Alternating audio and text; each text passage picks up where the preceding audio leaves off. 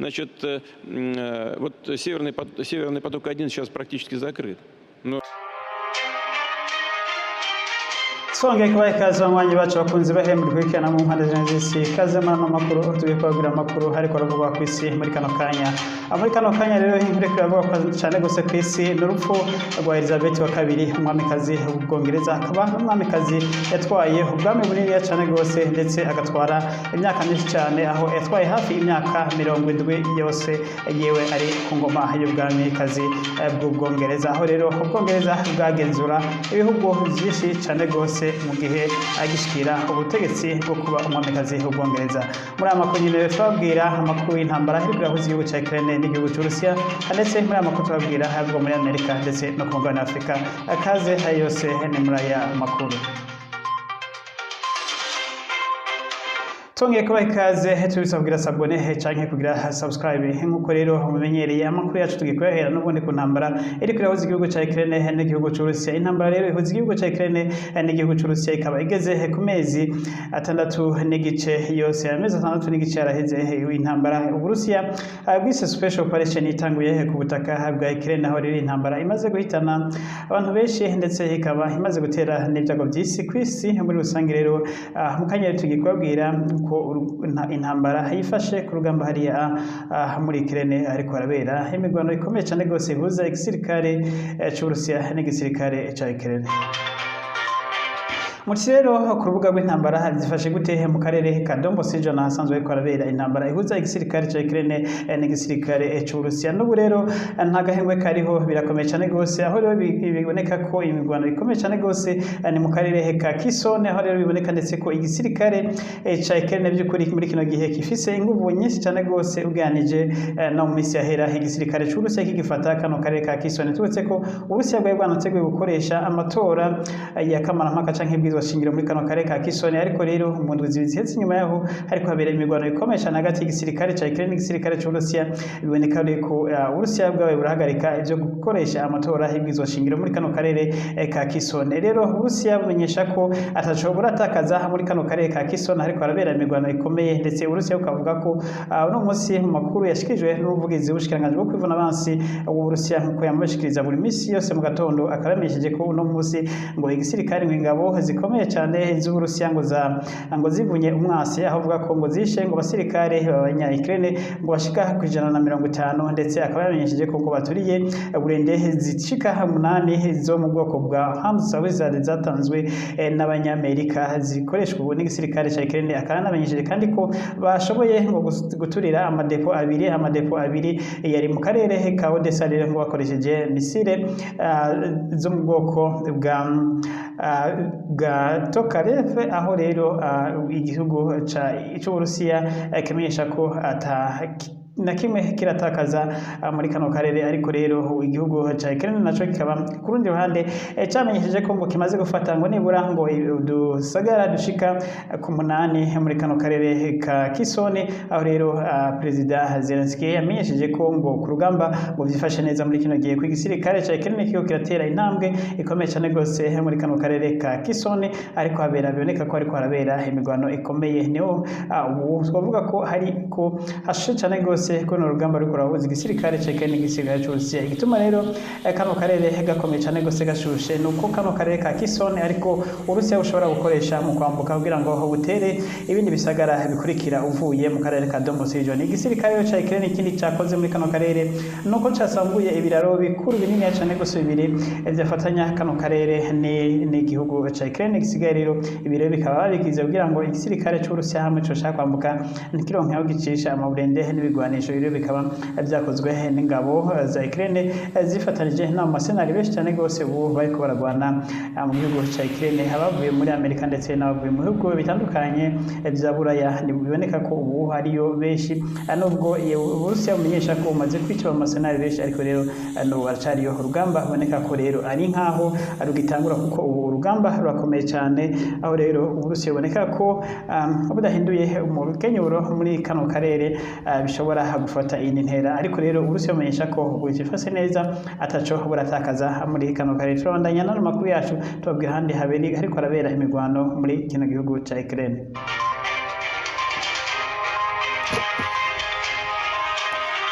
ahandi rero hariko harabera intambara nyene muri kino gihugu ca Ukraine ni mu karere ka Donbas region nyene hakurya hano karere ka Kisoni ahari rero ca kigega c'amatara ca Zaporizhia nuclear power plant rero aho igisirikare ca Ukraine gishaka kugenzura gusubira gufata kino kigega ca Zaporizhia nuclear power plant ndetse kifashijemwo n'abanyamerika ndetse n'abarusiya biboneka rero ko ku ruhande rwa Ukraine bazanye amasenari benshi cyane rwose kugira ngo abashobore kwaka Urusiya kino kigega ca Zaporizhia nuclear power plant na cyane ko Urusiya bwaciye umuriro wagenda mu Burayi uva muri kuri kino kigega ca Zaporizhia nuclear power plant ni mu gihe rero Uburayi bukeneye umuriro cyane rwose uva kuri kino kigega ariko riko yakenzurwa n'Urusiya Urusiya ukaba bwaraciye umuriro ibi navyo reka byazanye ibyago byishane rwose mu bihugu bya Burayi bisanzwe uno muri kino gihe bikenye umuriro cyane rwose rero nubwo rero biri gukora abasirikare bayikeneye bariko baragerageza ndetse bakaba bariko barakora ibinyuranije n'amategeko mpuzamakungu kuko bariko batera amarokete muri kano karere kandi umuhari canke umugwi ujejwe ivya nucleaire wa Nations Unies Watchdog bakaba bari basavye Ukraine ndetse n'Uburusiya kutongera kurwanira muri kano karere karimo kino kigega ca Zaporizhia nuclear power plant kugira ngo ntibateze ibyago bikomeye cyane rwose ku isi ivyo by'umara bwa nucleaire canke amaradiation yova muri buno bumara bwa nucleaire aho rero ibikoko canke n'abantu bose bari muri kano karere byo hita bihumana kubera guhumeka umwuka mubi uba uvuye muri buno bumara bwa nucleaire buri muri kano karere ndetse bikaba byo kwafekta isi yose muri rusangi ibyo igihe bino kino kigega ca Zaporizhia nuclear power plant co sambuka amantu z'ama ubumara bwa nucleaire buriyo bukaja hanze ibyo nivyo basaba ko Uburusiya guhagarika gukoresha kino kigega ndetse bukahava ariko kuri Uburusiya bwanze gukura ingabo zabwo Ukraine nayo iriko iragerageza uburyo bwose yokuraho zino ngabo z'Uburusiya ariko rero Uburusiya bwahashitse ingabo nyinshi cyane rwose biboneka ko rero bitoroshe cyane rwose ko Ukraine ishobora gukuraho zino ngabo z'Uburusiya ziri muri kano karere aho rero Uburusiya buboneka ko n'ubu bukigenzura 100% kino kigega ca Zaporizhia nuclear power plant turabandanya n'amakuru yacu rero tuvuye hano rero muri Ukraine ariko harabera intambara zikomeye z'Uburusiya n'igihugu ca Ukraine dusimbire mu gihugu c'Uburusiya hano rero mu gihugu c'Uburusiya ku munsi w'ejo uheze Perezida Vladimir Putin yari yakoranije inama ijanye n'ivy'ubutunzi forum yariko yihweza ku bijanye n'ubutunzi bw'igihugu c'Uburusiya ndetse n'abafatanyabikorwa n'igihugu c'Uburusiya rero nk'ibihugu bisanzwe bihanahana ibidandazwa n'igihugu c'Uburusiya aho rero yaritabwe iyi nama n'abadandaza mu bihugu by'Uburusiya n'Ubushinwa ndetse na za Kazakhstan na za Belarus n'ahandi rero muri no nama rero Perezida Vladimir Putin yaboneye hakajyo ko kumenyesha ko Uburusiya butagiye kongera guha gaze ndetse n'ibitoro ndetse n'amavuta yo mu bwoko bwa diesel asanzwe hava mu gihugu c'Uburusiya ku bwishi ndetse n'umuriro ibi byose rero Perezida Vladimir Putin yamenyesheje ko ngo igihugu c'Uburusiya kifise obligatoire n'ibyo yo gutanga ibi byose ibihugu by'Uburusiya nkuko nako bihugu bya Burayi nkuko basanzwe ari abakiriya ba mbere b'igihugu c'Uburusiya ariko rero mu Burusiya ntibushobora gutanga ino gaze ndetse na bino bitoro ngo kubera ibihano ibihugu by'Uburayi byashyireho igihugu c'Uburusiya havuga rero ngo dufise obligatoire yo kubahiriza contrat twasinyanye ariko rero ngo kubera ngo kwitwara nabi ko abategetsi babura ndetse ngo kudushiraho ibihano bitanakenewe ibihano bidafise ico bisigura mu kugira ngo babandanye bonyene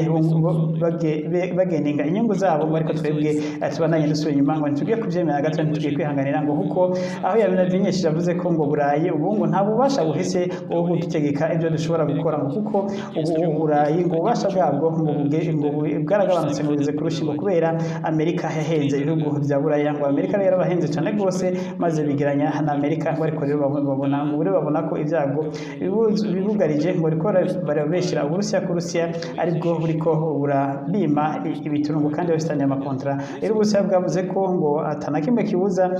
kubaha ibitoro na gaze ngo nkuko amakontra bivuga ngo ariko rero ikibuza Uburusiya ngo nuko ibihano bashiriyeho Uburusiya ngo bwira ngo kubw'inyungu zabo ndetse ibyo yise ngo selfish interest ibyo bavuga rero ngo kwikunda kw'ibihugu bya Buraya igashaka gukandamiza igihugu c'Uburusiya igihugu c'Uburusiya nticemewe ntigiye kwemera gukandamizwa na gatoya ngo rero yamenyesheje ko ndetse n'amajambo akarishe cyane gose amenyesheje ko atagiye kwemera kongera kungika gaze ndetse n'ibitoro na bikeya mu bihugu bya Buraya mu gihe ibihugu bya Buraya buraya bitokuraho ibihano byashyiriyeho Uburusiya. Ikindi naco yavuze gikomeye cyane gose yagarutse ko ngo agiye gusubira kuraba uko ngo kubera yasanze ibyo kuba bararekuye ikivuko ca Odessa ngo kibe kirakora gitware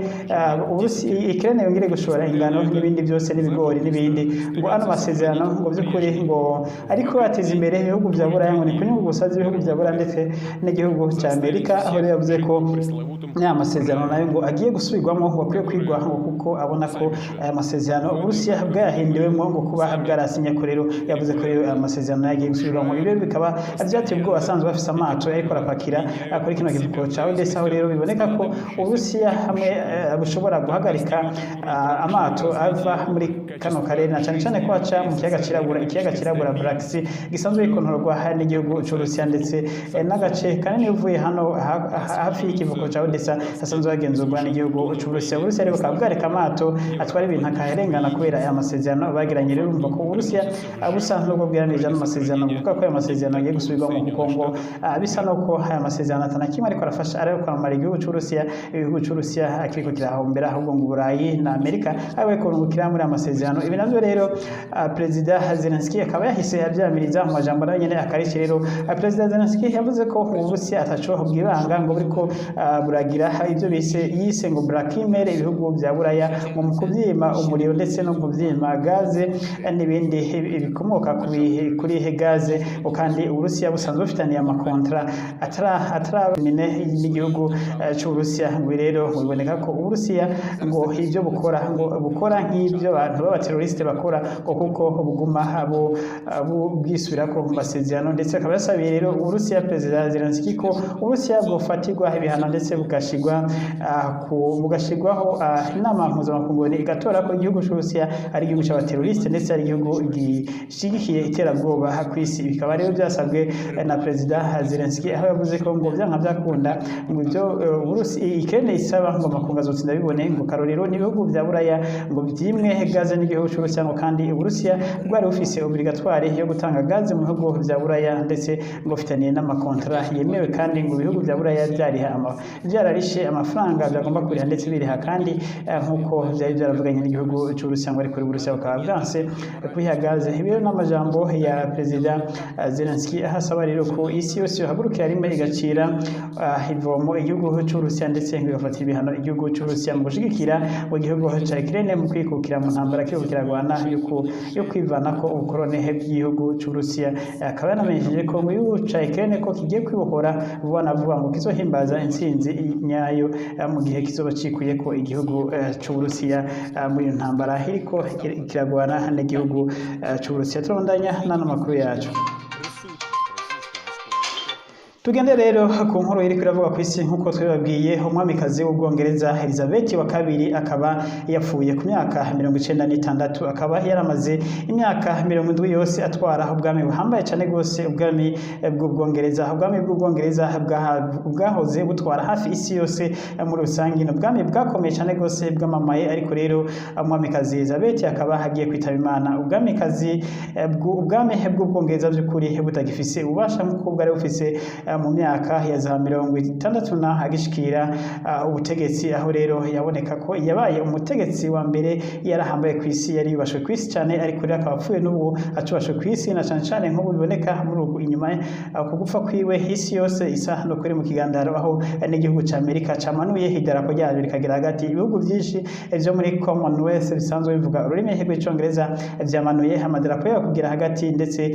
bakaba rero bunamiye bagandariye uyu umwamikazi w'Ubwongereza yaraye yitavye Imana. Akaba rero yagiye gusubirwa na Prince Charles. Akaba rero Prince Charles ariwe agiye kuba umwami w'Ubwongereza. Ubwami boneka ko ubu by'ukuri butagifise influence nk'iyo bwari bufise kera mu myaka 70 iheze ubu Elizabeth agishikira ubutegetsi. Elizabeth rero tubutse ko Ubwongereza ari nabwo bwakoroneje igihugu cya Amerika. N'igihugu cya Amerika kimaze imyaka myinshi cyane gose cikukiye, ariko mu gihe kimwe Ubwongereza bwarakoroneje bwakolonije igihugu cya Amerika ndetse bukaba bwarakolonije hafi ibihugu byose byo mu karere ubwongereza buherereyemo. Rero no kuvuga ko ubwongereza bwigeze kuba bukomeye cyane gose inyuma y'ingoma yari ikomeye cyane, ingoma y'abaroma, ingoma ya kabiri yakomeye cyane gose yari ingoma y'ubwongereza. Rero ingoma y'ubwongereza nayobowe na Elizabeth nawe akaba yabaye mu bategetsi bagize ububasha no budashikirwa kuri isi, ndetse bikaboneka ko ari we mutegetsi wenyene yoba atwaye imyaka myinshi cyane gose ku isi kurusha abandi bategetsi bose. Imyaka numva 70 yose akiri ku butegetsi yaraburiye by'ukuri, reka tuvuge ko agiye yaraburiye. Rero akaba rero yashengeye yitavye Imana imisiri yonyene iheze ahejeje kwakira minisitiri mushasha w'igihugu cy'ubwongereza Liz Truss, akaba ari we yasubiriye Johnson Boris yari yatanze imihoho. Rero akaba rero ibirori byo kubisikanya uyu Johnson Boris ndetse na Liz Truss umudamu abaye wa gatatu atwaye ubwongereza nka minisitiri wa mbere, yari yamaze kubisikanya ndetse yari yamaze guhabwa umugisha n'umwamikazi, ibyo bita kissing, ibyo umushikiranganje wa mbere w'ubwongereza agenda akabonana n'umwami canke umwamikazi batwara ubwongereza maze bagakorana mu ntoki. Rero ibyo bita kwa muhaye imigisha yose yo gutwara igihugu cy'ubwongereza. Rero minisitiri wa mbere niwe atwara ubwongereza n'abafata ingingo zose yaba ibijyanye n'ubutunzi ndetse n'ibya gisirikare. Ubwami buraho nk'ubuhabwa gusa raporo y'ibiba biriko biraba, ariko rero ubutegetsi bafiswe na minisitiri wa mbere. Niyo role rero Prince Charles agiye gukina nk'umwami w'ubwongereza asubiriye mama wiwe Queen Elizabeth wa kabiri yaraye yitavye Imana. Turavuze rero kuba mukunda bose ndetse n'umuryango we muri rusange wese ate mwihangane, yaraburiye kandi ibyo yakoze nibyo kwibagirwa. Rero hirya no hino ku isi bariko barasubizamo amavideo y'ukuntu yagiye aba, natwe rero murabona ko twitwahitiyemo video y'ingene yatanguye ndetse nuko yagiye n'ibiteramo yageragira mu nama mpuzamakungu ONU. Rero reka bishe tubandanya amakuru tuvuge ibindi biriko biravugwa ku isi. When the terms of the charter were agreed at San Francisco 12 years ago. Tuve rero mu Bwongereza tugaruke gatoya mu bihugu bya Buraya. No mu bihugu bya Buraya hari ibyago bikomeye cyane gose, mu gihe rero mu bihugu bya Buraya bigiye kuja mu gihe gikonje cyane cy'ubukanye bukomeye cyane gose. Rero ibihugu bya Buraya biboneka rero ko ibihugu bimwe bimwe ntibifise gazi ikwiye ndetse ntibifise n'umuriro ukwiye. Rero ibi bikaba biteye ubwoba abanyagihugu bo mu Burayi muri rusange. Aho rero ibiciro by'umuriro byaduze ndetse n'ibiciro by'ibitoro n'ibiciro bya gaze byaduze cyane. Rero abanyagihugu bamwe bo mu Burayi rero bakaba ariko barahitamwo kudakoresha umuriro ndetse no kudakoresha gaze nyinshi cyane gose, ariko baragerageza kugira ngo bashobore gukoresha amahera makeya, na cyane cyane ko amahera y'Uburayi yataye agaciro ku rugero rukomeye cyane gose, ku rugero rutigezwe rugerwa ko. Ndetse rero uno munsi ufise amayero ni nkaho biko biragereranywa nuko wari ufise amahera yigeze guta agaciro cyane gose yo mu gihugu cya Kongo, kuko ubu amayero hari naho uyajana ntibayakire kubera ariko arata agaciro ku munsi ndetse idolari rikaba rimaze kuyasumba hafi ibice 7%. Murumva ko rero idolari ryari rimaze hafi imyaka 50 ritigera rica ku mayero y'abanyaburayi, ariko idolari uko mumva ko yaruse amayero ibice 7%, ndetse rikaba riguma rikoroka ku munsi. Rero ikituma rikoroka akaba ari intambara ya Ukraine n'Uburusiya. Rero biboneka ko kubera Uburusiya kwimagaze n'ibitoro ibihugu bya Buraya cyo bituma bikoresha amafaranga menshi cyane gose mu gukura iyo gaze n'ibitoro nko muri Amerika ndetse no mu bihugu byose irimo. Rero ndetse andi mahera menshi akaba yagiye mu kugura ibigwanisho biriko birahabwa Ukraine. Ibyo byose bikaba byatumye ubutunzi bubanza guhagarara, n'imitahe myinshi y'abadandaza bari bafise mu gihugu cy'Urusiya bahagaritse, ndetse rero amasosiyete menshi yari afise indandaza z'amamiliyardi n'amamiliyardi mu gihugu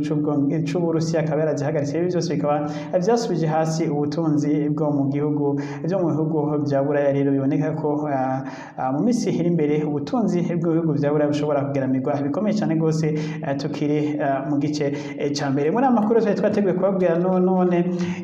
ibyago indwi bihanze isi muri rusange. Ibi navyo rero tukaba tubagiye kuzobigaruka ko mu makuru yo hanyuma, ariko twabwira ko hari ibyago bikomeye cyane gose bihanze isi. Niba bufise ico bikora ko ushobora kuba uriyumvira kuco bikora ko, ariko rero bimwe biragoye kugira ko ico umuntu abikoze, kuko bisa nuko ari naturere ndetse bisa nuko ari ingaruka z'ibyagiye birakorwa na twebwe batuye kuri iyi si mu myaka itandukanye. Ibyago rero ibyago bihanze indwi isi nibihereka mu kanya twaje kubabwira ku ncamake y'ibyago indwi bihanze isi, maze rero burabimenya. Ariko rero tuzogaruka muri detaye yabyo tubabwire ibyo ari byo ibyago n'ingene bimwe abantu twogerageza kubyirinda. muti ibyago indwi canke ariko reka uno munsi twe turageze kuri bitandatu ibyago bikomeye cyane gose bihanze isi biboneka ku byegeranyo biriko birashigwa n'imiryango mpuzamakungu ahabona ibyago rero uno munsi twashimye ibyago muri rusange ibyago 10 bigaramiye isi cyane gose ariko uno munsi twashimye kuba turabwiye bitandatu ariko nituja mu madeta yabyo ariko tuzobigaruka ko hanyuma ibyago icyago ca mbere gikomeye cyane gose gihanze isi negwirana ry'abantu rero isi ngo abashakashatsi nko bavuga ngo yari imeze neza mu gihe yariko imiliyaridi zitanu zonyene